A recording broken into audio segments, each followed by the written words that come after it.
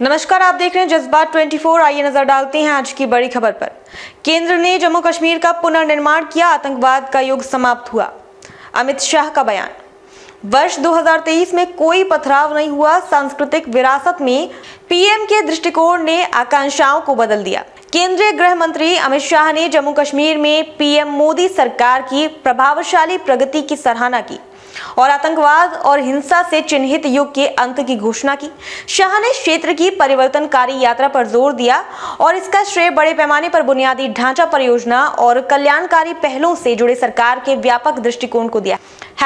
#प्रगतिशील जम्मू कश्मीर के साथ सोशल मीडिया पर द्विभाषी पोस्ट की एक श्रृंखला में शाह ने युवाओं के बीच आशा की एक नई भावना पैदा करने में पीएम मोदी की भूमिका पर प्रकाश डाला।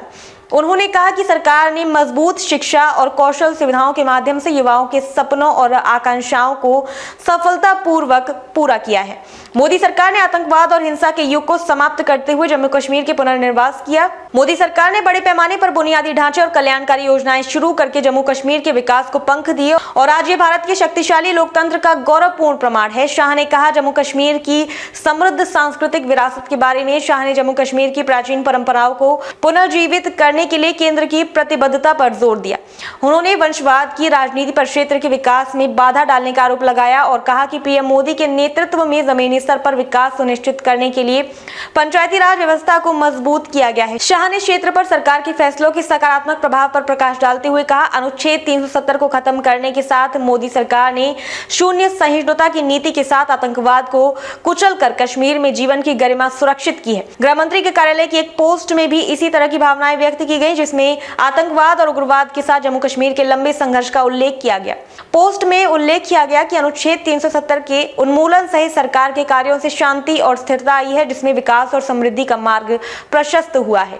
इसमें जोर दिया गया, एक उल्लेखनीय उपलब्धि में 2023 में जम्मू कश्मीर में पथराव की एक भी घटना नहीं हुई, जो सरकार के प्रयासों की सफलता को रेखांकित करता है। शांति और सुरक्षा बनाए रखना। गृह मंत्री के कार्यालय ने कहा कि पंचायती राज व्यवस्था की बहाली ने विकास के एक नए युग की शुरुआत की है। शासन को लोगों के हाथों में सौंप दिया गया और जम्मू कश्मीर को प्रगति और समृद्धि की ओर अग्रसर किया गया।